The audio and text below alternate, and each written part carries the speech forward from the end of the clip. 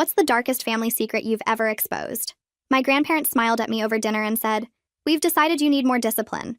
Starting tonight, you're sleeping in the basement." I laughed because these were the same people who let me eat ice cream for breakfast and never enforced a single rule. But that night at 9 p.m., Grandpa actually walked me to the basement door. I was still grinning, waiting for them to say, "Just kidding," when I heard the deadbolt slide shut from outside. "Grandma?" I rattled the door. Nothing. Through the floorboards, I heard them watching TV like nothing happened. The basement was freezing, just a mattress on concrete.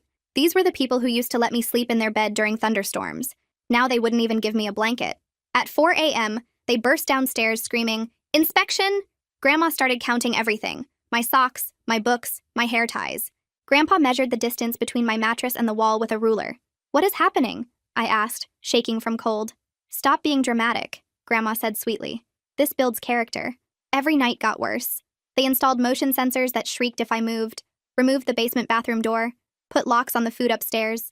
These were the same grandparents who taught me to bake cookies and called me their precious angel. By week 2, I was barely functioning. When I tried to hug Grandma in the kitchen, she recoiled. "You smell like basement," she said, disgusted. I tested them. Stayed at school 10 minutes late. Grandma's reaction was psychotic, sobbing, threatening to call the police, saying I was destroying their final years. But while grounding me, I caught Grandpa smirking. That night, I heard them on the phone. "She's almost ready. Another week maximum." Ready for what? I snuck into Grandpa's office and opened his computer. His email was open to a message chain titled, "Package Transfer." My blood froze. They were discussing me like cargo. The emails were with someone named Catherine Monroe. She'd been offering my grandparents money for years, begging them to return what was stolen. The most recent offer, $200,000. Then I found the adoption papers. Not mine, my mother's. My grandparents had illegally adopted my mother 40 years ago, bought her from traffickers for $5,000. Catherine Monroe was my mother's biological mother, my real grandmother, who'd been searching for her stolen daughter for decades. My mother never knew. She died thinking these were her real parents. But there was more. A life insurance policy on me worth $500,000, payable if I died or disappeared before 18. Another email chain with someone called The Facilitator, about international placement for difficult cases. They were going to sell me, just like they'd bought my mother. At breakfast, I spread everything on the table. "Just tell me why," I said. Grandma set down her coffee carefully. "You were supposed to be grateful, compliant, like your mother. But you got your mother's real blood," Grandpa said. "Fighter blood, Catherine's blood. It ruins everything." "We're 78 years old," Grandma said.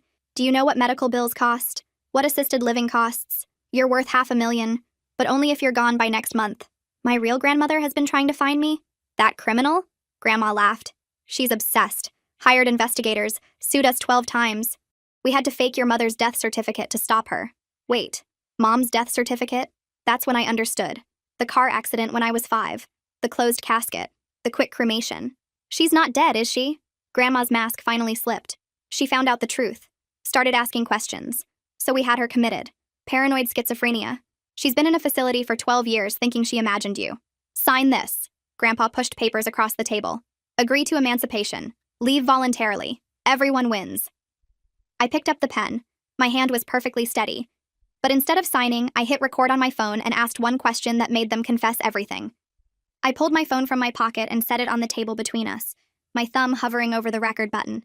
My voice came out steadier than I expected when I asked them to explain exactly how they bought my mother and why they thought they could sell me too.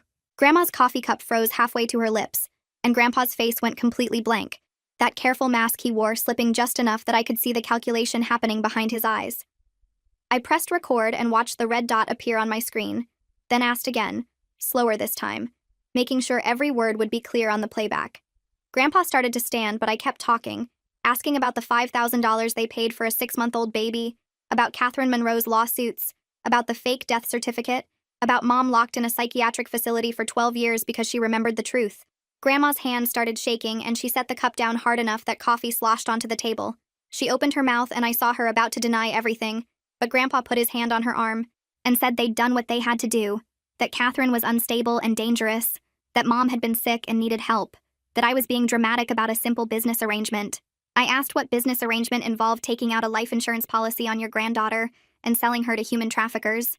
Grandma's voice went high and thin when she said I didn't understand how expensive everything was, how their medical bills were crushing them, how I should be grateful they'd raised me at all when they could have just handed me over years ago. Grandpa lunged across the table and his fingers were inches from my phone when I yanked it back and tapped the screen 3 times in quick succession. The recording uploaded to the cloud storage accounts I'd set up the night before, sending copies to 3 different email addresses I'd created using the library computers at the school. I told him it was too late while he was still reaching for me, his face red and twisted with rage. Nothing like the gentle grandfather who used to let me win at checkers. The progress bar hit 100%, and I held up the phone so he could see the confirmation message. 3 little check marks showing the files had been successfully delivered.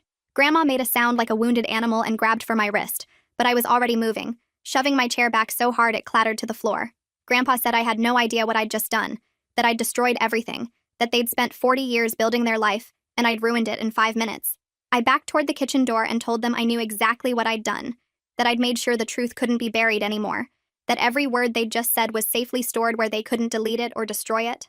Grandma's face changed then, the sweet mask cracking completely like ice breaking on a frozen pond. She started screaming that I'd killed them, that they'd die in poverty because of my selfishness, that I was an ungrateful little monster who didn't deserve anything they'd given me. Her voice got louder and higher until she was shrieking about medical bills and assisted living costs, and how I'd stolen their only chance at security. Grandpa moved around the table toward me and his hands were reaching out, not in the grabbing way from before, but slower, more deliberate, like he was planning exactly where to put them. I didn't wait to see what he intended. I spun and ran for the front door, my bare feet slapping on the hardwood floor, my phone clutched so tight in my hand that my knuckles went white. Behind me, I heard Grandma still screaming and Grandpa's heavier footsteps following, and I grabbed the doorknob and yanked it open and ran outside in nothing but my pajamas and the phone. The morning air hit me cold and sharp, and I sprinted across the lawn toward the neighbor's house, my heart hammering so hard I thought it might break through my ribs. The Hendersons had lived next door since before I was born, and Mrs. Henderson used to give me cookies when I was little. I pounded on their door with my fist, not caring that it was barely 7 in the morning, not caring that I was sobbing, so hard I could barely breathe. Mr. Henderson opened the door in his bathrobe and his eyes went wide when he saw me shaking on his porch. I tried to tell him I needed help, but the words came out broken and gasping, and Mrs. Henderson appeared behind him and pulled me inside without asking any questions. She wrapped a blanket around my shoulders while I gulped air and tried to make my voice work. Mr. Henderson asked what happened, and I managed to say that my grandparents tried to hurt me, that I needed to call the police, that I had proof of what they'd done.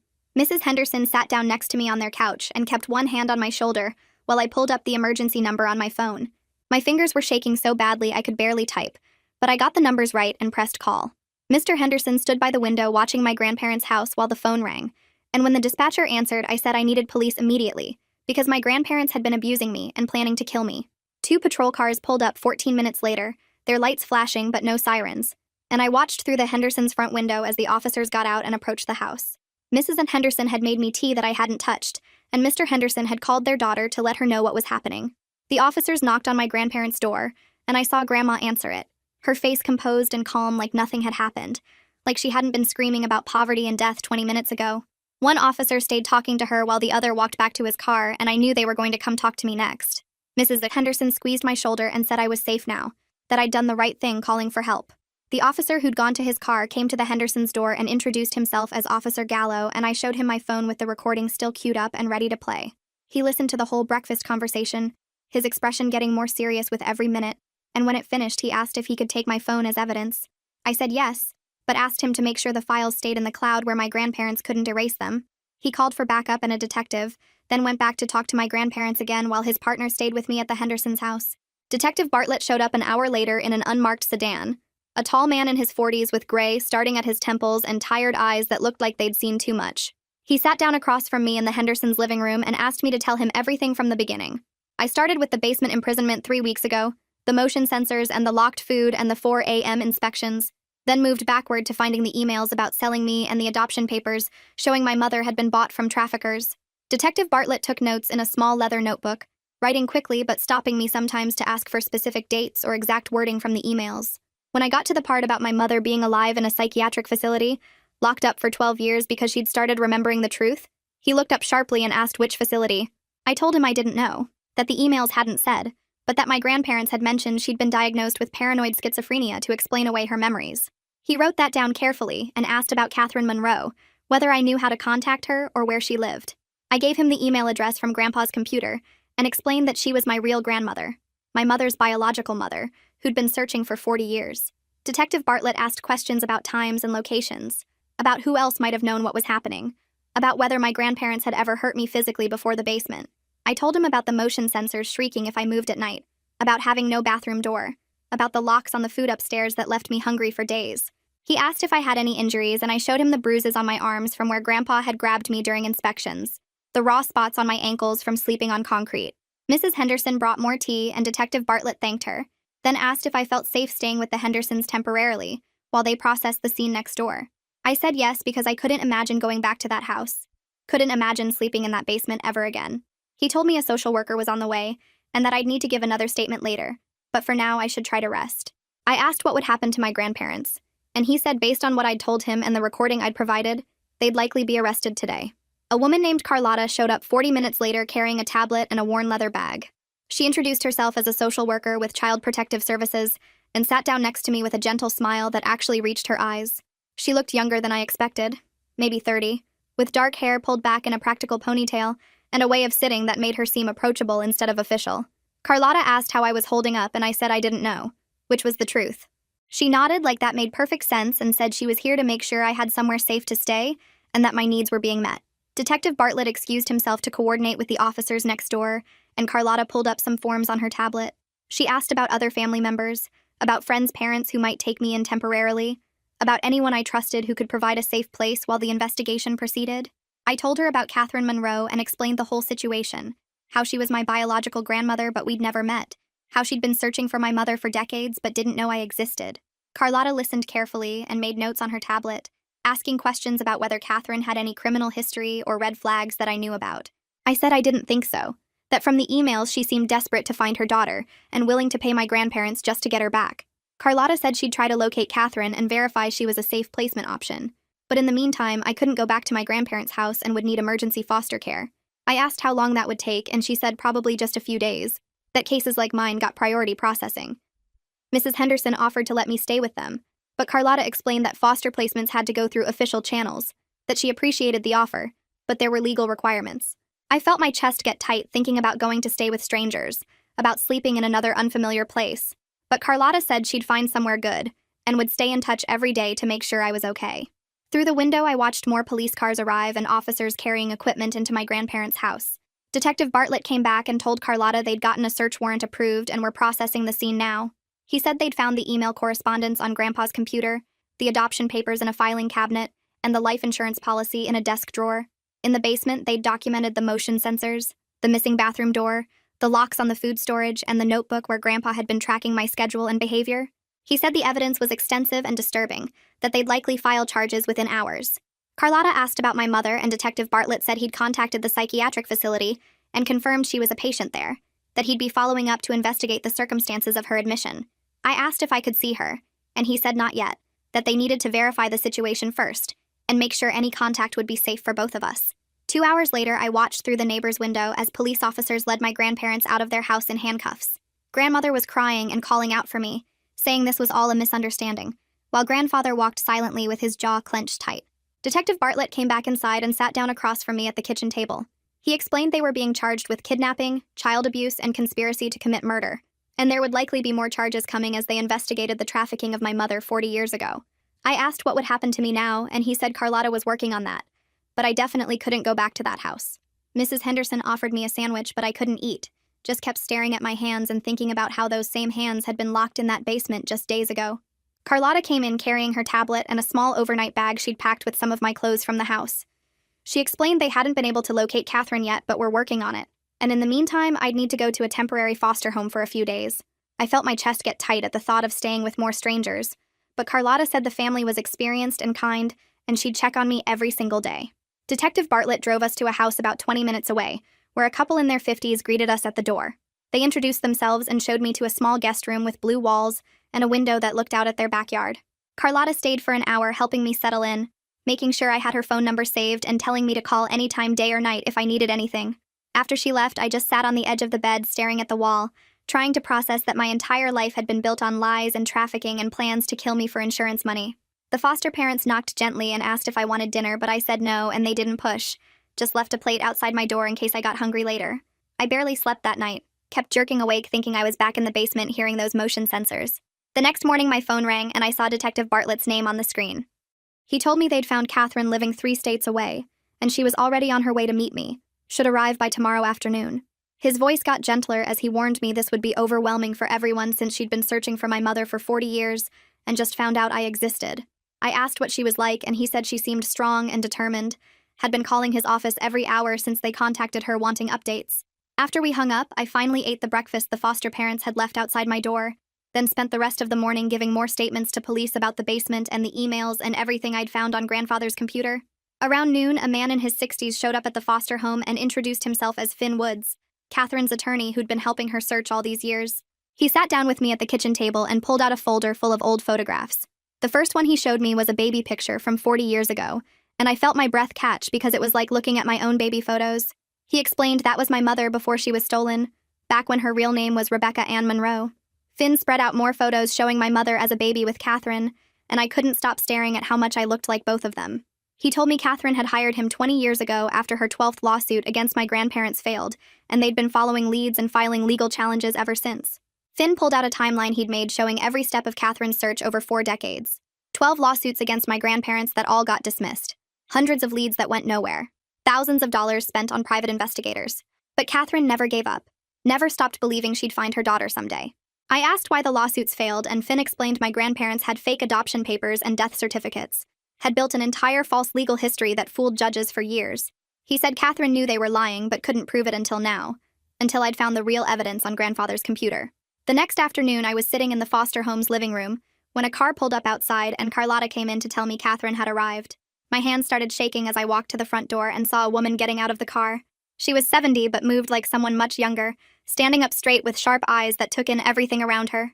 I understood immediately what grandfather had meant about fighter blood, because I saw that same determined look in my own mirror every morning. Catherine walked up the driveway and stopped a few feet away from me, just staring at my face like she was trying to memorize every detail. Then she started crying and reached out to hold my face in her hands, telling me I looked exactly like her daughter did at my age. I didn't know what to say or how to act around this stranger who was technically my grandmother, but felt like someone from a completely different world. We went inside and sat down in the living room while Carlotta and Finn gave us some space. Catherine kept holding my hand and apologizing for not finding me sooner, for not knowing I existed until now. I told her it wasn't her fault, and she squeezed my hand tighter, saying she should have pushed harder, sued more times, never given up even when everyone told her to. She started telling me about my mother as a baby, how her real name was Rebecca Ann Monroe, and she was 6 months old when she disappeared from a shopping mall. Catherine described that day in detail, how she'd only looked away for a second to check a price tag, and when she turned back, the stroller was empty. She'd been thinking about Rebecca every single day for 40 years, never stopped hoping she'd find her daughter alive. Hearing my mother's real name felt strange and powerful, like learning a secret language that connected me to this whole other family history I never knew existed. Detective Bartlett showed up an hour later and asked to speak with Catherine and me together. He sat down across from us looking serious and said they'd located my mother at a place called Millbrook Psychiatric Facility, about 2 hours away. Catherine's hands started shaking so hard I could feel it where she was holding mine, and I realized she was about to see her daughter for the first time in 4 decades. Detective Bartlett explained they'd need to coordinate with the facility and verify some things first, but we could probably visit tomorrow. Catherine asked if Rebecca knew we were coming, and he said no. They wanted to prepare her properly given her condition and the circumstances. That night, I stayed at a hotel with Catherine and Carlotta because Catherine refused to let me go back to the foster home, wanted to keep me close now that she'd finally found me. We ordered room service, but nobody ate much, just picked at our food while Catherine told me more stories about my mother as a baby. She showed me more photos on her phone, pictures she'd been carrying around for years, hoping she'd get to share them with her daughter someday. I fell asleep that night on the hotel room couch listening to Catherine talk about my mother, and for the first time since the basement, I felt almost safe. The next morning, we drove to Millbrook with Detective Bartlett and Carlotta following in their car.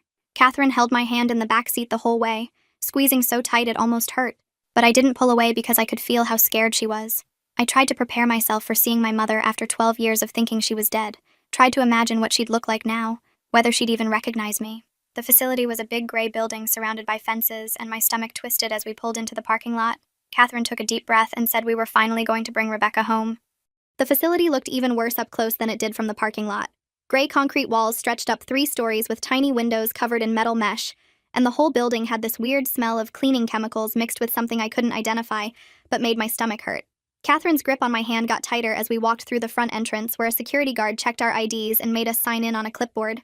The lobby had plastic chairs bolted to the floor and fluorescent lights that buzzed, so loud I could barely hear the receptionist when she told us to wait.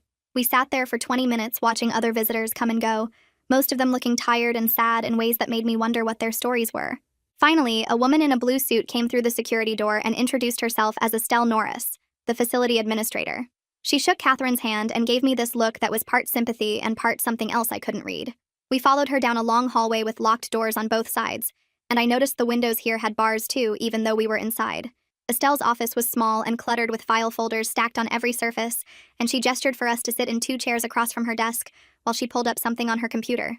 She started explaining that my mother had been admitted 12 years ago with a diagnosis of paranoid schizophrenia, and I felt Catherine's whole body go rigid next to me.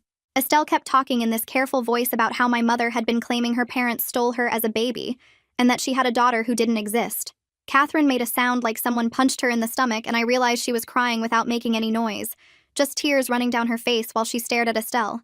The administrator looked uncomfortable now, clicking through screens on her computer and pulling papers from different folders while explaining the admission process. She spread the papers across her desk, and Catherine leaned forward to read them, her hands shaking so bad the papers rattled. Every single form was signed by my grandparents as next of kin with their statements about my mother's delusions and dangerous behavior. There was no independent verification, no second opinion, just my grandparents' word that their daughter was crazy and needed to be locked up. Estelle's face changed as she looked at the papers like she was seeing them for the first time, and she admitted quietly that my mother had been medicated and treated for over a decade, based entirely on what my grandparents told the doctors. Catherine stood up so fast her chair fell over and demanded to see her daughter right now. Estelle held up both hands and started explaining in that same careful voice that 12 years of psychiatric medication and being locked up had done serious damage. My mother might not recognize us or believe we were real, and they'd need to do lots of tests to figure out what could be fixed and what couldn't. Man, Catherine was shaking her head and saying she didn't care. She needed to see Rebecca immediately after 40 years of searching. Estelle made a phone call and told someone to prepare a patient for visitors, then led us to another locked door that required her badge to open. The visiting room was small with a table and 4 chairs, all bolted to the floor like in the lobby. We sat there waiting, and I could hear Catherine breathing too fast like she might pass out. The door opened and a nurse brought my mother in, and I stopped breathing completely. She was so thin I could see the bones in her wrists and face, and her eyes looked empty in a way that scared me more than anything my grandparents ever did. She moved slowly like someone much older than 35, shuffling her feet in slippers that were too big. When she saw Catherine, she stopped walking and just stood there staring. Then she started crying and saying, "You're not real," over and over in this flat voice that didn't match the tears on her face. Catherine stood up slowly and held out her hands but didn't move closer. She started talking in this gentle voice, telling my mother her real name was Rebecca Ann Monroe, and describing things about her childhood that only family would know. She talked about a stuffed rabbit Rebecca loved, and a birthmark on her left shoulder, and the song Catherine used to sing at bedtime. My mother kept shaking her head and backing toward the door like she wanted to run away. She was saying no, no, no, but still crying, and the nurse who brought her in stayed by the door watching everything. Catherine kept talking about specific memories and details while moving closer, one tiny step at a time. Then my mother looked at me and something changed in her face. Her eyes focused on me in a way they hadn't focused on Catherine, and she whispered my name like she wasn't sure it was really a word. She reached out one hand toward me but pulled it back before we touched, and she looked terrified like I might disappear if she got too close. I stood up even though my legs felt weird and shaky, and I walked over to her slowly like Catherine had done. I took her hand and it was freezing cold and trembling, so hard I could barely hold it. I told her I was real, and she was right all along about everything, that she wasn't crazy, and they were the ones who lied. She made this sound like all the air left her body at once and collapsed against me sobbing. She grabbed onto my shirt and kept repeating, "They said I imagined you. They said you weren't real. They said I was crazy." I held her while she cried, and Catherine came over and put her arms around both of us. A doctor came in then. Someone Estelle must have called, and he waited until my mother stopped crying enough to listen. He pulled up a chair and started explaining in this serious voice that what my mother thought were delusions were actually real memories trying to surface. They'd been giving her medication for symptoms that were really her mind trying to remember being trafficked as a baby.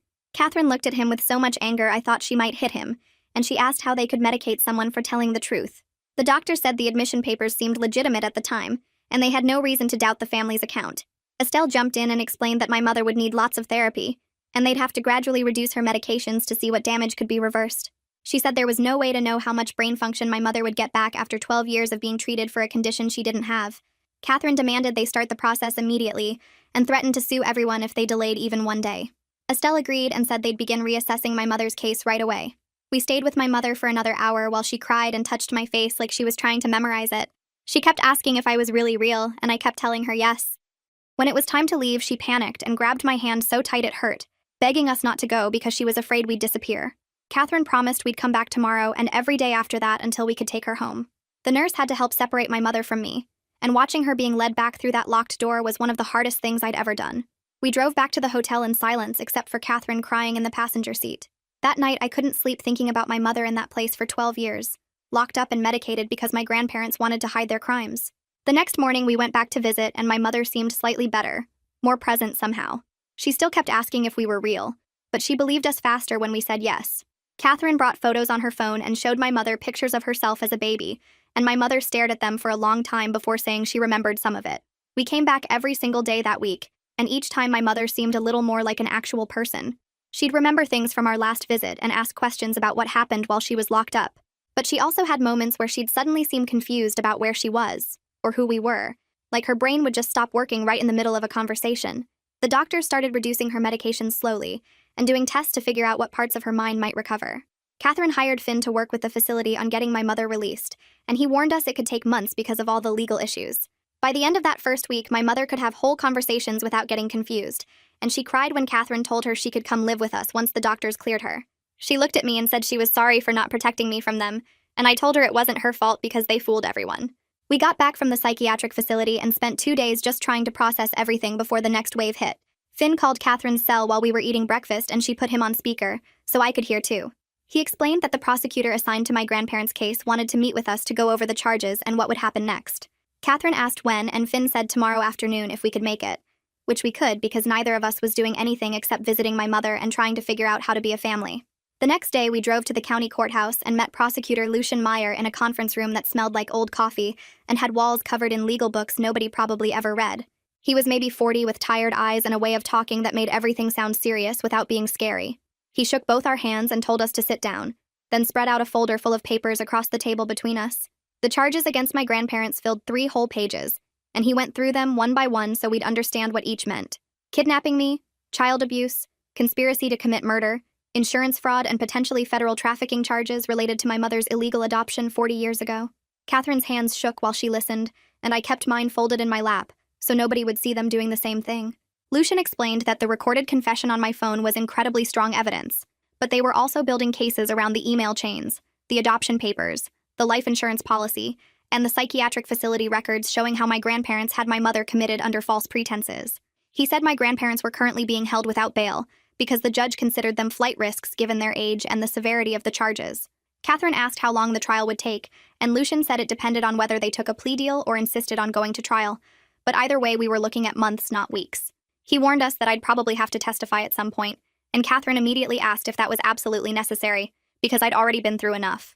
Lucian looked at me directly and said he understood this was hard, but my testimony about the basement imprisonment and the breakfast confrontation would be crucial for the jury to understand the full scope of what my grandparents had done.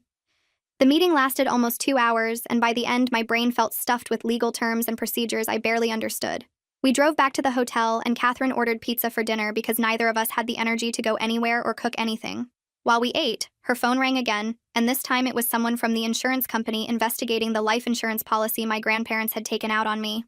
Catherine answered and put it on speaker like she had with Finn, and the investigator introduced himself before diving straight into questions about when my grandparents had first mentioned the policy and whether I knew anything about it before finding the documents in grandfather's office. I told him I had no idea it existed until that day, and he made a note of that before explaining what his investigation had uncovered. The policy was taken out 3 years ago, right after my grandparents' medical bills started piling up from grandmother's hip replacement and grandfather's heart medication. The investigator said the timing was suspicious, and when combined with the emails about selling me to the facilitator, it painted a clear picture of premeditation. They'd been planning this for years, just waiting for the right moment when their financial desperation got bad enough that they could justify it to themselves. The investigator asked more questions about my grandparents' financial situation and whether I'd noticed them talking about money problems, which I hadn't because they always acted like everything was fine. He thanked us for our time and said the insurance company would be cooperating fully with the criminal investigation and would likely file their own fraud charges. Catherine hung up and just sat there staring at her pizza like she'd forgotten what food was for. 3 days later, Finn called again with news that he'd filed emergency custody papers on Catherine's behalf. He explained that since Catherine was my mother's biological mother, that made her my legal next of kin, and she should have guardianship of me instead of me staying in foster care. The court had appointed someone named Cyril Hansen as my guardian ad litem, which Finn explained meant he was a lawyer whose only job was to make sure my interests were protected during the custody proceedings. Cyril wanted to meet with me as soon as possible to talk about what I wanted and needed, and Finn had set up an appointment for the next morning.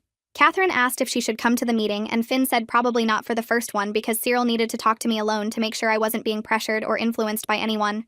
That made sense, but also made my stomach hurt because talking to another stranger about everything that happened felt exhausting. The next morning, Carlotta drove me to Cyril's office, which was in a building downtown with elevators that moved. So slowly I thought we'd be stuck forever. Cyril was older than I expected, maybe 60, with gray hair and glasses that kept sliding down his nose. He had me sit in a comfortable chair across from his desk and offered me water or soda, which I declined because I just wanted to get this over with. He started by explaining his role and making it clear that he worked for me, not for Catherine or the court or anyone else, and that everything I told him would stay between us unless I gave permission to share it. Then he asked what I wanted to happen with custody and where I wanted to live. I told him I wanted to live with Catherine because she was the only family I had left who wasn't either locked up or institutionalized, but I was also scared of trusting another grandparent after what mine had done to me. He nodded and wrote that down before asking what would make me feel safer about living with Catherine. I said I needed to know my mother would be okay, even if she never fully recovered from 12 years of being medicated for a condition she didn't have, and that I needed Catherine to understand I might not be able to trust her right away, even though I wanted to. Cyril asked more questions about my relationship with Catherine so far, and what my concerns were about moving in with her permanently. I admitted I was worried she might change once I lived with her, that the nice grandmother act might be temporary like my other grandparents had been before they locked me in the basement. He asked if Catherine had done anything specific to make me worry about that, and I said no, but trauma makes you suspicious of everyone even when they haven't done anything wrong. He seemed to understand that, and didn't push me to feel differently, just kept asking questions and taking notes. The interview lasted almost 3 hours and covered everything from my daily routine to my nightmares to what kind of support I thought I'd need to feel safe in a new home. By the end, I felt wrung out but also lighter somehow, like saying everything out loud to someone whose job was just to listen had released some pressure I didn't know I was carrying. 2 weeks after I ran out of my grandparents' house, the custody hearing happened in a courtroom that felt too big and formal for what was basically deciding where I'd sleep at night. Catherine sat with Finn at one table, while Cyril sat with me at another, and the judge was a woman with sharp eyes who looked at me like she was trying to see through my skin to the truth underneath. Cyril presented his recommendation that Catherine receive temporary guardianship based on the evidence of my grandparents' abuse, Catherine's biological relationship to my mother, and my stated preference to live with her. The judge asked me directly if I understood what this meant, and if I was sure this was what I wanted, and I said yes, even though my voice shook. She asked a few more questions about my mother's condition, and Catherine's ability to care for me, while also supporting my mother's recovery. Catherine answered calmly and clearly, explaining that she had the financial resources and emotional capacity to handle both responsibilities. The judge looked at all the documents Finn had submitted, then looked at me again before announcing that she was granting Catherine temporary guardianship for 6 months, after which we'd reconvene to assess whether permanent guardianship was appropriate. She said this was in my best interest given the circumstances, and that she'd be monitoring the situation closely to ensure my safety and well-being. Just like that, it was decided. I was moving in with Catherine 3 states away, leaving behind the only home I'd ever known, even though that home had turned into a prison. Catherine's house was nothing like my grandparents' place. It was full of windows that let in light from every direction, and the walls were covered in photos of people I didn't recognize but who must have been family. The furniture was comfortable instead of formal, the kind you could actually sit on without worrying about messing it up. Catherine showed me around slowly, pointing out the kitchen where she liked to cook, and the living room with bookshelves that went floor to ceiling. Then she took me upstairs to a bedroom that overlooked the backyard, and when she opened the door, I saw it was decorated for someone who wasn't there. The walls were painted soft yellow, and there was a bed with a handmade quilt, a desk by the window, and shelves with books and stuffed animals that looked like they'd been waiting decades for someone to play with them. Catherine's voice got quiet when she explained this was the room she kept ready for my mother all these years, never giving up hope that she'd find her daughter and bring her home. She said I could stay in this room or choose a different one if I wanted, but she thought maybe my mother would like knowing I was here in the space she'd held for her. I touched the quilt and felt tears coming, but pushed them back down because I'd cried enough for one lifetime. I told Catherine this room was perfect, and she hugged me carefully, like she was afraid I might break. Starting at a new school in November was awkward in ways I hadn't expected. Everyone already had their friend groups and inside jokes and established routines, and I was just the random new girl who showed up halfway through fall semester for no apparent reason. Catherine drove me on the first day and walked me to the office to get my schedule, but she didn't push me to explain anything to anyone. She'd told me before that I could tell people whatever I was comfortable with about why I transferred mid-semester, which was usually just that I was living with my grandmother now. Nobody asked too many questions because teenagers are mostly focused on their own problems, not some stranger's mysterious backstory. The classes were different from my old school, and I spent the first week just trying to figure out where everything was and what the teachers expected. At lunch, I sat alone in the cafeteria with a book, because that seemed less pathetic than sitting alone without one. A few people tried to be friendly in that surface-level way where they smile and say hi, but don't actually want to know you, and I smiled back and said hi, and left it at that. Catherine asked how school was going every day after she picked me up, and I gave her the standard fine even though fine was a massive overstatement. By the second week, I'd figured out the basic geography of the building and which teachers would accept late homework without penalty. By the third week, I'd stopped expecting anyone to talk to me and had settled into being invisible, which was honestly a relief after everything that happened. The nightmares started around week 3 of living with Catherine. I'd be back in the basement with the motion sensors shrieking every time I moved, or my grandparents would be standing over my mattress explaining calmly why they needed to kill me. Or I'd see my mother's hollow eyes staring at me from the psychiatric facility, while she whispered that I wasn't real. I'd wake up sweating and gasping, convinced I was still trapped in that basement, or that everything since had been a dream, and I'd wake up to find grandfather unlocking the door for another inspection. One night I woke up crying hard enough that Catherine heard me from her room down the hall. She knocked softly and asked if she could come in, and I said yes, because I was too scared to be alone. She sat on the edge of my bed and didn't try to fix anything or tell me it would be okay, just stayed there while I cried, and occasionally handed me tissues from the box on the nightstand. We sat like that until dawn started showing through the curtains, and Catherine never once acted like this was an inconvenience or something I should get over. She just stayed present while I fell apart, which was somehow more helpful than any advice or comfort could have been. A few days after the nightmare incident, Carlotta called to say she'd arranged for me to see a therapist who specialized in trauma and family violence. The therapist's name was Dr. Beryl Schwartz, and her office was 20 minutes from Catherine's house in a building that tried too hard to look welcoming with its bright colors and inspirational posters. Beryl was maybe 50 with short gray hair and a direct way of talking that I appreciated after weeks of people tiptoeing around me.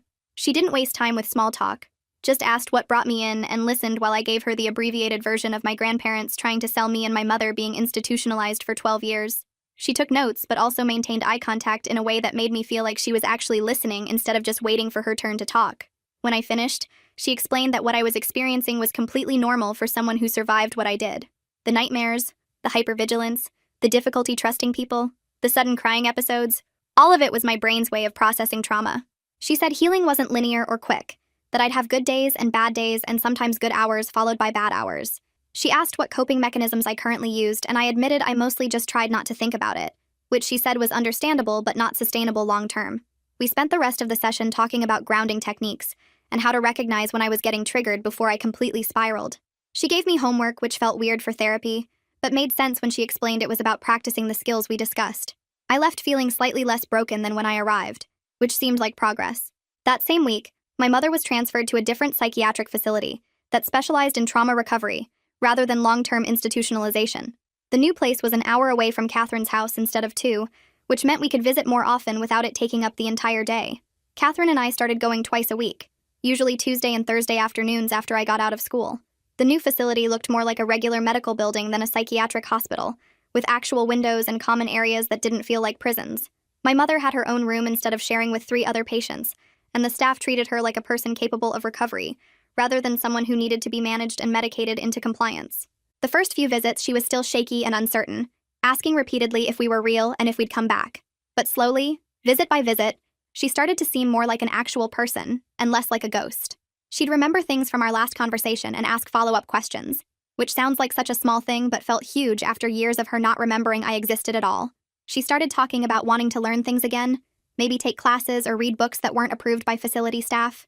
Catherine brought her magazines and novels, and my mother would tell us about them during our next visit, excited about plot twists and characters like she was discovering reading for the first time.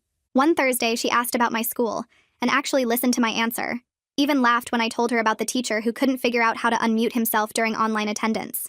These tiny moments of normalcy felt like miracles after everything we'd been through.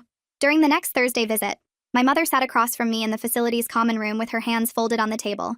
She looked more present than usual, her eyes focused instead of that distant, medicated stare I'd gotten used to. She started talking about books, about a chapter she'd just finished, then stopped mid-sentence and looked at me really carefully. She said she remembered teaching me to read before they took her away. She remembered sitting with me on a blue couch, pointing at words in picture books, watching my face light up when I figured out a new word. She remembered my 4th birthday party with the homemade cake that had wonky frosting, and 4 candles I couldn't blow out all at once.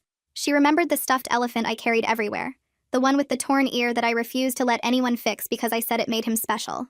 Her voice got quieter as she talked, like she was afraid speaking too loud would make the memories disappear again. Then she started crying, not the hollow mechanical tears from earlier visits, but real sobbing that shook her whole body. She said the doctors told her those memories were delusions, that she'd invented a daughter because she was sick and broken. They made her repeat over and over that I wasn't real, that her memories were symptoms of her disease. She'd spent 12 years thinking her brain had created me, that every memory of holding me and teaching me and loving me was just her mind playing tricks. Catherine reached across the table and held her hand while she cried, and I sat there feeling like someone had punched all the air out of my chest. My mother had remembered me the whole time, had fought to hold on to those memories while doctors and medication tried to erase them, and she'd been alone with that for 12 years. The preliminary hearing happened on a freezing December morning at the county courthouse downtown. Catherine drove me there early because Carlotta said we needed time to prepare before going into the courtroom. The building was old with high ceilings and marble floors that made every sound echo, and I felt sick the moment we walked through the metal detectors. Prosecutor Meyer met us in a small conference room and went over what I'd need to testify about, what questions the defense attorney might ask, how to stay calm if I got upset on the stand. He was matter-of-fact about it, explaining the process like he was giving directions somewhere, which somehow made it less scary than if he'd been overly nice. When we finally walked into the courtroom, I saw my grandparents sitting at the defense table in orange jumpsuits with a guard standing behind them. Grandmother looked smaller than I remembered, her face pale without makeup, her hands folded on the table in front of her. Grandfather sat perfectly still with that same blank expression he used to have when he was angry but pretending not to be. Seeing them in those orange suits with chains on their wrists made my stomach flip, not because I felt sorry for them, but because it made everything real in a way it hadn't been before. The judge called my name and I walked to the witness stand with my legs shaking so hard I thought everyone could see. I put my hand on the Bible and swore to tell the truth, then sat down and looked at Prosecutor Meyer instead of at my grandparents. He asked me to describe the basement imprisonment and I told him about the motion sensors and the locked door and the 4 a.m. inspections. He asked about the breakfast confrontation, and I described spreading the papers on the table and recording their confession. My voice stayed steady even though my hands were gripping the armrests, so tight my fingers went numb. The defense attorney asked me questions too, trying to make it sound like I'd misunderstood or exaggerated, but I just kept telling the truth clearly and completely like Prosecutor Meyer had coached me to do. During the break, I was standing in the hallway with Catherine when my grandmother appeared next to us with her attorney and the guard. She looked at me with those same eyes that used to watch me eat cookies in her kitchen, and she called me Precious Angel in that sweet voice she used to use. She said she knew I was confused and scared, but we could fix this if I just told the judge I'd made a mistake. Catherine stepped between us so fast I barely saw her move, putting herself physically in front of me like a wall. She told my grandmother in a voice I'd never heard her use before that she would never speak to me again, that she'd lost the right to call me anything when she decided to sell me like property. The bailiff started moving toward us to escort my grandparents away, and that's when grandmother's mask cracked again. She started screaming that I was ungrateful, that they'd raised me and fed me and given me everything, that I was destroying their final years over nothing. Her voice got higher and louder as the bailiff pulled her backward down the hall, echoing off the marble floors while other people in the courthouse stopped and stared. Grandfather didn't say anything, just looked at me with this cold expression that made me understand he'd never actually loved me at all. Catherine kept her arm around my shoulders until they were gone, and I realized I was shaking so hard my teeth were chattering even though the courthouse was warm. That afternoon, Finn came to Catherine's house to talk about the case. He sat at the kitchen table with papers spread out in front of him, explaining that my grandparents' attorney was trying to negotiate a plea deal to avoid going to trial. He said the attorney was arguing that my grandparents were elderly and confused, that they'd never actually hurt me, that the whole thing was a misunderstanding blown out of proportion. But Prosecutor Meyer was pushing for maximum sentences given the severity and duration of their crimes, not just what they'd done to me but the trafficking of my mother 40 years ago, and her 12 years of false imprisonment in the psychiatric facility. Finn said the case could go to trial if they didn't accept the prosecution's terms, which would mean more hearings and more testimony and months of waiting for resolution. He asked how I felt about that possibility, whether I was prepared to testify again in a full trial if it came to that. I told him I'd do whatever it took to make sure they couldn't hurt anyone else, that I wasn't scared of telling the truth even if it meant facing them in court again. Catherine squeezed my hand under the table and told Finn to let Prosecutor Meyer know we'd support whatever approach gave the strongest chance of conviction and the longest sentences. Finn made notes on his papers and said he'd relay that message, then started packing up his files. Before he left, he told me I was handling this with remarkable strength for someone my age, but I didn't feel strong.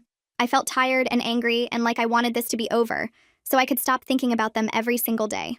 That night, Catherine asked if I wanted to learn about my real family history. We sat in her living room with photo albums and documents spread across the coffee table, and she started telling me about my mother's childhood before she was stolen. She showed me pictures of my mother as a baby with dark curls and a smile that looked exactly like mine, surrounded by family at birthday parties and holidays and ordinary days. She told me about extended family I never knew existed, aunts and uncles and cousins who'd mourned when my mother disappeared and who'd been part of Catherine's search all these years. She explained cultural traditions my grandparents had erased, holidays we should have celebrated together, recipes and stories and history that were mine by blood, but had been stolen along with everything else. I looked at pictures of family gatherings I should have been part of, saw my face reflected in the faces of relatives I'd never met, and understood for the first time that I wasn't just a trafficking victim. I was part of something bigger than the small, isolated world my grandparents had created, part of a family with roots and stories and people who'd wanted me before they even knew I existed. Catherine showed me a family tree she'd maintained all these years with my mother's name, and a blank space below it labeled Rebecca's daughter, waiting for the day she'd finally know who I was. She traced the lines with her finger, showing me how I connected to dozens of people who shared my blood and my history, and I felt something shift inside me. I wasn't alone anymore. Wasn't just the granddaughter of two criminals who'd tried to sell me. I was part of something real and permanent that no one could take away. For Christmas, Catherine gave me a photo album she'd been making since the day she found me. The cover was simple, dark blue leather with my name embossed in gold letters, and when I opened it, I saw my mother's baby pictures carefully arranged on the first pages. There were photos of family gatherings from before my mother was stolen, everyone smiling and unaware of what was coming. Then there were pages of empty spaces with handwritten labels, Rebecca's daughter's first day of school, and Rebecca's daughter's 10th birthday, and Rebecca's daughter learning to drive. Catherine had left those spaces blank all these years, holding on to hope that someday she'd know my name and have actual pictures to fill them with. The later pages had recent photos, pictures Catherine had taken of me and my mother at the psychiatric facility, of me and her at the house, of the three of us together. She'd written captions under each one with the dates and details, creating the record of my life that should have existed all along. The last page had a note in Catherine's handwriting that said she never stopped believing we'd all be together someday, that every empty space in this album was an act of faith that the truth would eventually surface. I sat on her couch crying while looking through the pages, understanding that someone had been waiting for me my entire life, that I'd been wanted and missed and searched for even when I didn't know it. Catherine sat next to me and said this was just the beginning of building the life we should have had, that we'd fill dozens more albums together with real memories and real family and real love. In January, my mother was released from the psychiatric facility to a supervised group home across town.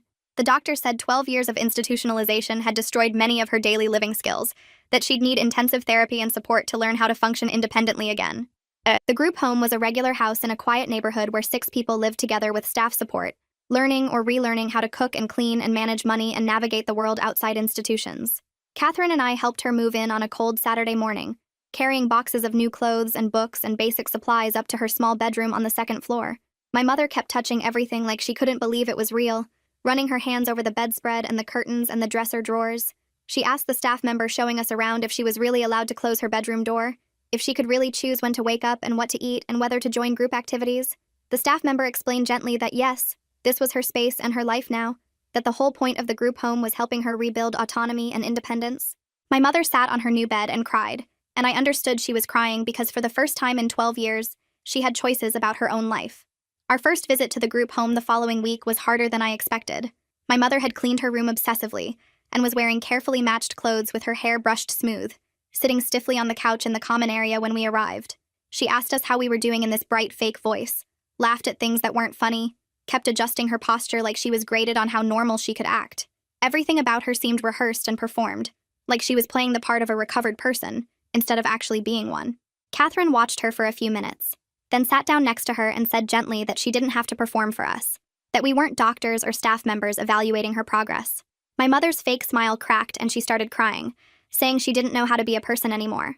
She said she'd spent 12 years learning to act sane according to other people's definitions, to say the right things and show the right emotions and suppress anything that might be labeled as symptoms.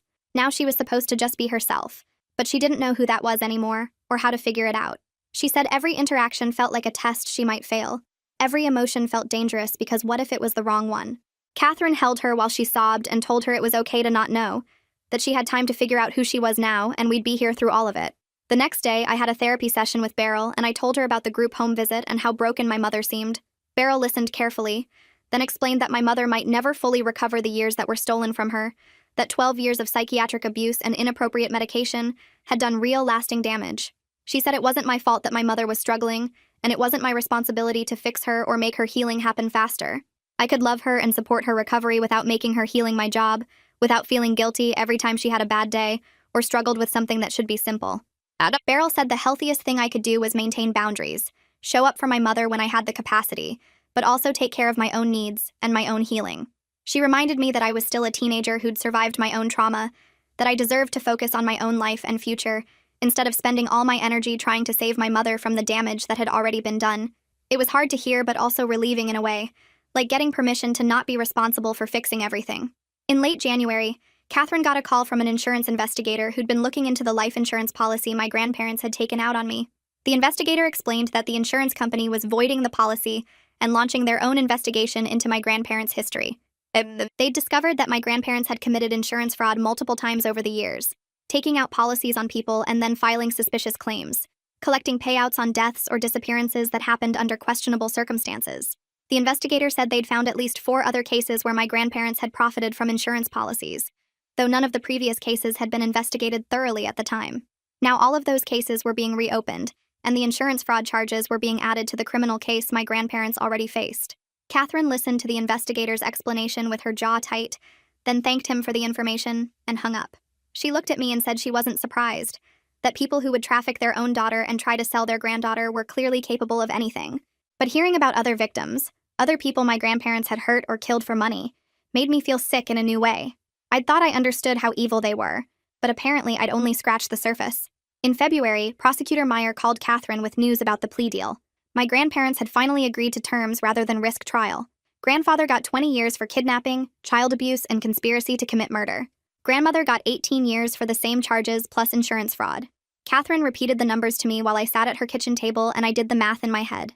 They were 78 years old. These were life sentences. They'd die in prison. The thought should have made me feel something, but I just sat there staring at my cereal getting soggy. Catherine asked if I was okay, and I nodded, but I wasn't sure what okay was supposed to feel like anymore. The sentencing hearing happened 3 weeks later on a cold Tuesday morning. Catherine, my mother, and I drove to the courthouse together. My mother held my hand in the back seat, her palm clammy and shaking. She'd been doing better lately, but courtrooms made her anxious. Too many years of being dragged to commitment hearings where people decided she was crazy. The courthouse had metal detectors and guards with bored expressions. We went through security and found seats in the gallery behind the prosecutor's table. My grandparents were already there in orange jumpsuits, sitting with their public defender. Grandmother's hair looked greasy and flat without her usual styling. Grandfather's shoulders were hunched forward like he'd shrunk. They looked old and small and pathetic. When grandmother turned around and saw me, her face transformed. She smiled that sweet grandma smile I used to trust, and mouthed, "Precious angel," at me. My stomach twisted. Catherine put her arm around my shoulders and blocked grandmother's view of me. Grandfather just stared straight ahead with his jaw clenched tight. The judge read out the charges and the agreed sentences. Grandfather got 20 years. Grandmother got 18. The judge asked if they had anything to say before sentencing. Grandfather stood up slowly and turned to glare directly at me. His eyes were hard and mean. No pretense of love anymore. He didn't say anything, but the look said enough. Grandmother started crying, loud, dramatic sobs that echoed through the courtroom. She talked about medical bills and how expensive prison healthcare was, and how she'd die alone without proper treatment. She said her arthritis was terrible and she needed special medication. Not one word about what they'd done to me or my mother. Not one word of actual remorse. Just complaints about how their consequences would inconvenience them. The judge looked disgusted and told them to sit down. He signed the sentencing papers, and that was it. My grandparents were let out through a side door. Grandmother was still crying about her medical expenses. Grandfather glanced back one more time with that same hateful glare. Then they were gone. We left the courthouse and nobody said much. My mother was shaking worse than before, gripping my hand so tight it hurt. Catherine suggested getting lunch somewhere quiet. We ended up at a little restaurant near the courthouse that served soup and sandwiches. The place was mostly empty, just us and a couple other tables. We sat in a corner booth and my mother finally let go of my hand. She ordered tea but didn't drink it, just wrapped her hands around the warm cup. Catherine ordered for all of us because I couldn't focus on the menu. When the food came, my mother picked at her sandwich and then suddenly looked at me with clear eyes. She reached across the table and took my hand again, gentler this time. She said she was proud of me for being brave enough to expose the truth. Her voice was quiet but steady, more present than I'd heard her sound in months. She said most people would have stayed silent out of fear, but I'd chosen to speak up even when it was terrifying. Catherine squeezed my other hand and said we were all brave, that we'd survived something horrible together. I started crying into my soup and they let me cry without trying to fix it. A week later, Finn showed up at Catherine's house with papers about a civil lawsuit. He explained that Catherine wanted to sue my grandparents for damages related to my mother's kidnapping and my abuse. My grandparents didn't have money, so this wasn't really about getting paid. It was about creating an official legal record of exactly what they'd done and the harm they'd caused. documentation that would exist forever in court records, proof that couldn't be denied or rewritten. I asked if I'd have to testify again, and Finn said probably not, that the criminal case evidence would support the civil claims. Catherine signed the papers, and Finn took them away to file with the court. It felt strange to think about my grandparents in prison getting served with more legal papers, but also kind of satisfying. They'd spent decades hiding their crimes, and now everything was documented and made official. Winter started turning into spring, and I noticed I felt different at Catherine's house. Not completely safe, but safer. I still checked every night that my bedroom door locked from the inside. Sometimes I woke up in the middle of the night convinced I was back in the basement, heart racing and hands shaking until I remembered where I actually was. But those panic attacks were happening less often. Dr. Schwartz said this was normal healing, that trauma doesn't disappear overnight. She said my brain was slowly learning to feel secure again after months of being in danger. Some mornings I woke up and didn't immediately think about my grandparents. Some days I went to the school and focused on homework instead of replaying everything in my head. Progress was slow and uneven, but it was happening. My mother started coming to dinner at Catherine's house every Sunday. At first she was quiet and withdrawn, eating quickly and leaving as soon as politely possible. But gradually she stayed longer. She started asking me questions about school, and actually listened to my answers.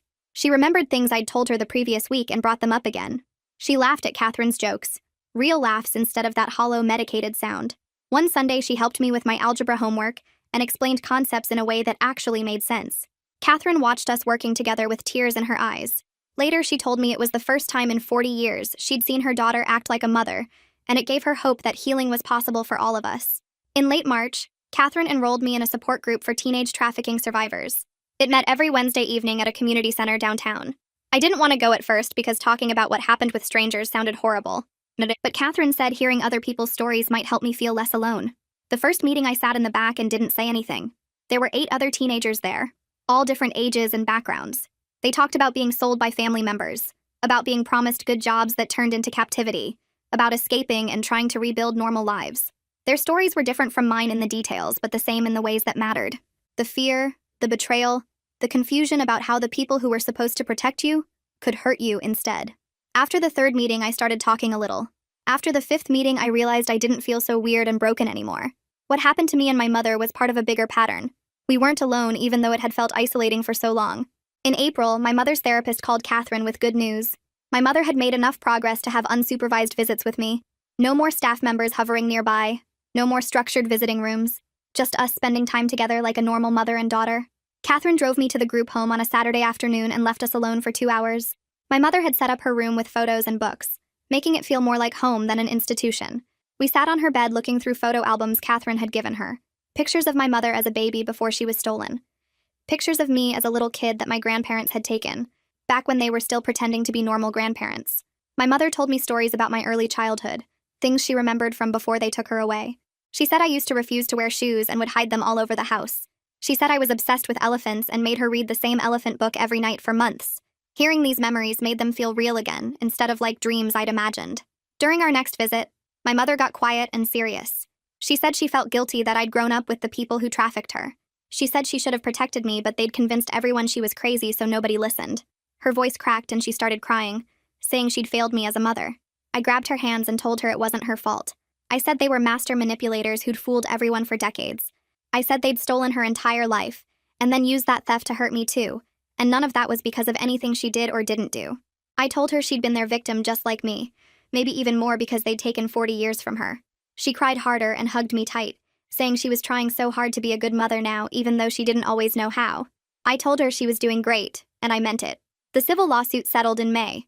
Finn called Catherine with the news that my grandparents had agreed to sign over everything they owned. The house, their savings accounts, their possessions, all of it. The assets would be split between Catherine for my mother's ongoing care and a trust fund for my future education and living expenses.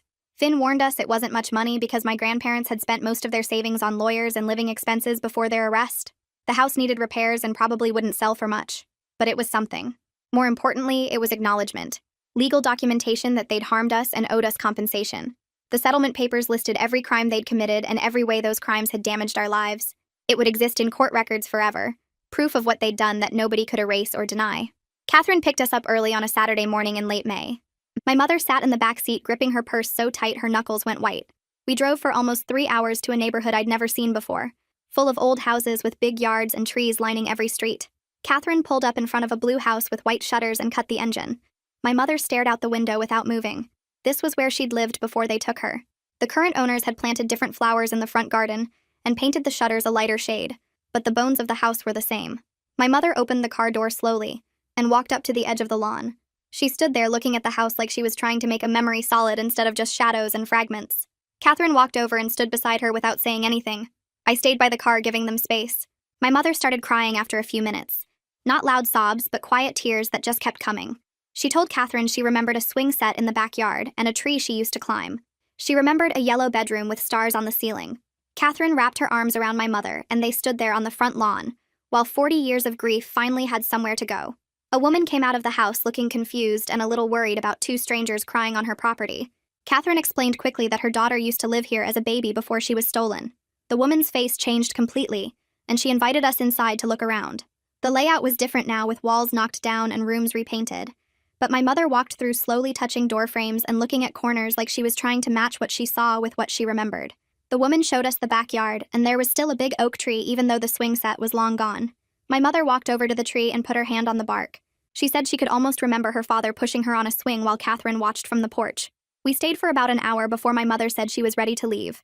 She thanked the homeowner and we drove back in silence. My mother fell asleep in the back seat with her head against the window. At the school, things started getting better as the weather warmed up. My grades climbed from barely passing to solid B's, and even a few A's in classes where I actually paid attention.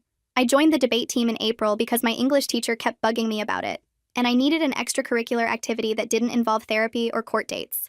The first meeting was awkward because everyone already knew each other from previous years, but the coach paired me with a junior named Maya who didn't ask questions about where I'd transferred from or why I joined so late. We practiced arguing both sides of topics like school uniforms and voting age, and it felt good to focus on something that had nothing to do with my real life. Maya invited me to sit with her friend group at lunch sometimes, and they were normal teenagers who complained about homework and talked about movies and didn't know anything about trafficking or psychiatric facilities or grandparents who bought children. Being around them made me feel like maybe I could be a regular person sometimes, instead of always being the girl with the horrible backstory. I made friends with two other kids from debate team who lived near Catherine's house, and we started studying together at the library on Thursdays. They knew I lived with my grandmother, but they didn't know why, and I liked having that separation between my trauma and my daily life. In early June, my mother's treatment team had a big meeting to discuss her progress.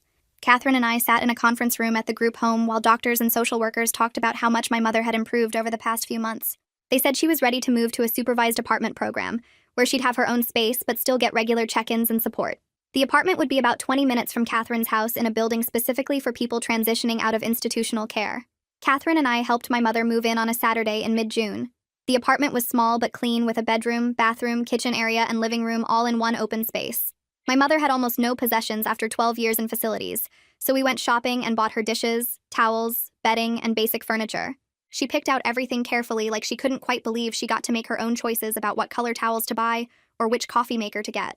We set up her bed and hung curtains and stocked her kitchen with groceries. My mother kept touching things like she needed to make sure they were real. She arranged her few photos on a shelf and organized her small collection of books. When we finished, she sat on her new couch and cried happy tears. This was her first space that was truly hers in over a decade. The next week, my mother called and asked if I'd come visit her at the apartment, just the two of us without Catherine or therapists or anyone else watching. I said yes and took the bus over after school on a Wednesday. She'd made dinner, some kind of pasta dish she said she remembered from before. We ate at her tiny kitchen table, and it felt weird and nice at the same time. After dinner, she asked if I'd come back every week, so we could work on rebuilding our relationship without doctors taking notes on everything we said. I agreed, and we decided Wednesday nights would be our time. She started teaching me recipes she remembered from her childhood, things Catherine used to make. We'd cook together and talk about regular stuff like school and friends, but sometimes she'd share memories that were coming back clearer now that she wasn't medicated into fog. She told me about my first steps and my first words, and the way I used to refuse to sleep unless she sang a specific song. Hearing these stories made me feel connected to a past I'd thought was completely lost. My therapy appointment in late June brought unexpected good news. Beryl told me I'd made significant progress over the past several months, and we could reduce our sessions from every week to every other week. She said I was developing better coping skills and showing fewer trauma symptoms. I realized she was right, because I'd been sleeping through most nights without nightmares. Some days I went hours without thinking about the basement or what my grandparents had tried to do. The panic attacks were less frequent and less intense. I still had hard days where everything felt overwhelming, but they were farther apart now, and I was getting better at managing them when they happened. Beryl said this was normal healing, and I shouldn't expect to be completely fine all at once, but the improvement was real and measurable. Leaving her office that day, I felt something I hadn't felt in a long time. Maybe hope, or maybe just the absence of constant fear. Catherine filed adoption papers in early July to make our relationship legally official. The court date arrived on a hot Thursday morning, and we dressed up and drove to the courthouse together. My mother met us there looking nervous but determined. The hearing was short and straightforward since Child Protective Services and my guardian both supported the adoption. The judge asked me if this was what I wanted, and I said yes without hesitation. Catherine was my grandmother, my family, the person who'd fought for 40 years to find us and bring us home. Making it legal just matched what was already true in every way that mattered. The judge signed the papers and declared the adoption final. Catherine got my new birth certificate with her last name replacing the one my grandparents had given me. She cried while holding the document, and I realized these were happy tears for maybe the first time in her life, after decades of sad ones. We went out for lunch afterward to celebrate, and my mother came with us, saying she was grateful I had someone strong taking care of me, while she continued working on getting better. The adoption hearing included a part where my mother addressed the judge directly. She stood up and said she was thankful her mother was raising me during her recovery. Her voice shook a little, but she spoke clearly about how knowing I was safe with Catherine gave her the strength to keep working on healing. She said she couldn't be a traditional mother right now because she was still learning how to be a person again after 12 years of being told she was crazy. But she wanted me to know she was trying hard, and she hoped someday we'd have the relationship we should have had all along. The judge thanked her for her statement and said it was clear I had two people who loved me very much. After the hearing, my mother hugged me tight and whispered that she was proud of me for being so strong. My birthday came in mid-August, and Catherine threw a party at her house. It was small with just my mother, Finn, Carlotta, and 3 friends from the school who I'd gotten close to over the past few months. Catherine made a cake from scratch and hung decorations in the living room. My school friends brought normal teenager gifts like books and gift cards. Finn gave me a fancy pen for journaling. Carlotta brought a photo album she'd been making with pictures from the past year, showing my journey from that first day at the neighbor's house to now. My mother gave me a wrapped package that turned out to be a journal she'd been writing in since leaving the psychiatric facility.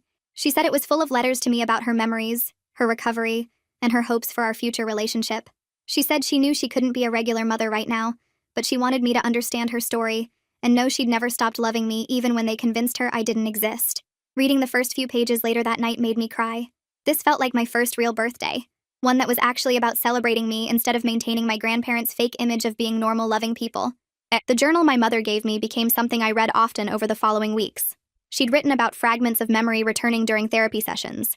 She described the confusion of being told for 12 years that her memories were delusions, while knowing deep down they were real. She wrote about the day Catherine and I walked into the visiting room and how terrified she was that we'd disappear if she believed we were real. She included hopes for our future, like teaching me to drive someday, or helping me pick a college, or just being someone I could call when I needed advice. She wrote about her own recovery and how hard it was to relearn basic life skills after being institutionalized for so long. Reading her words helped me understand that her distance wasn't rejection, but rather the careful way someone moves when they're still learning to trust that good things won't be taken away. As August ended and September approached, I found myself actually excited about starting junior year. This was new because I'd never looked forward to anything in my life before. But now I was safe living with Catherine in a house where nobody locked me in basements or planned to sell me. I was healing slowly with therapy and medication and support from people who actually cared. I had a grandmother who'd searched for 40 years and never gave up.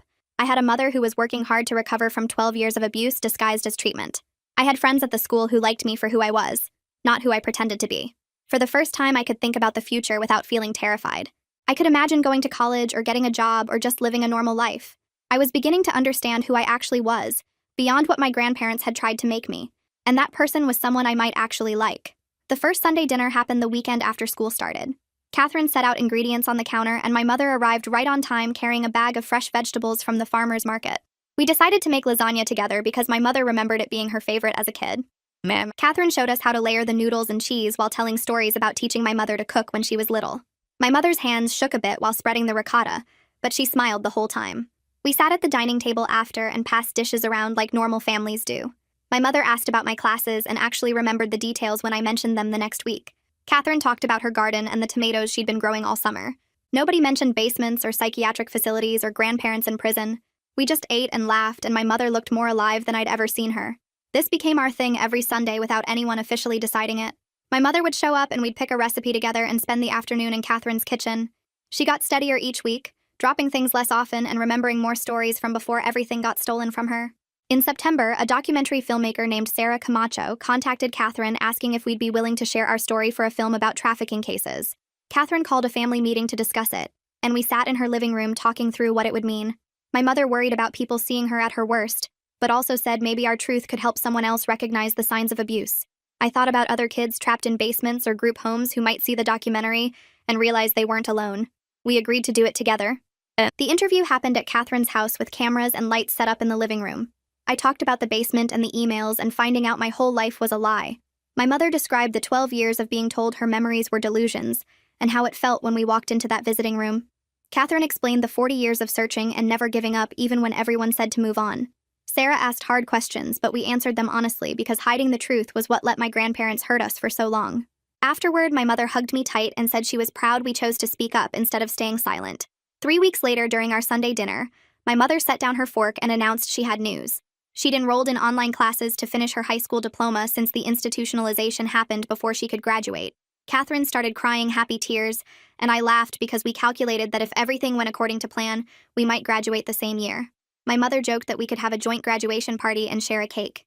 She said the classes were hard because her memory still had gaps, and some subjects felt completely new, but her teachers were patient, and she was determined to finish. I offered to help her study, and she smiled, saying, maybe we could do homework together sometimes. Catherine raised her glass of water in a toast to education and second chances and family dinners that felt like coming home. My mother's eyes were clear and focused in a way they hadn't been even a month ago. We cleaned up the dishes together and made plans for next Sunday's menu. Walking my mother to her car later, I realized this was what normal felt like. What family was supposed to be all along. Not perfect or easy, but real and safe and full of people who actually wanted to be there. The future stretched out ahead of us filled with possibilities instead of pain, with graduations and Sunday dinners and stories we'd keep building together 1 week at a time. That's it for today's story. Thanks for spending part of your day here. It really does mean a lot. I hope it left you with something gentle and good.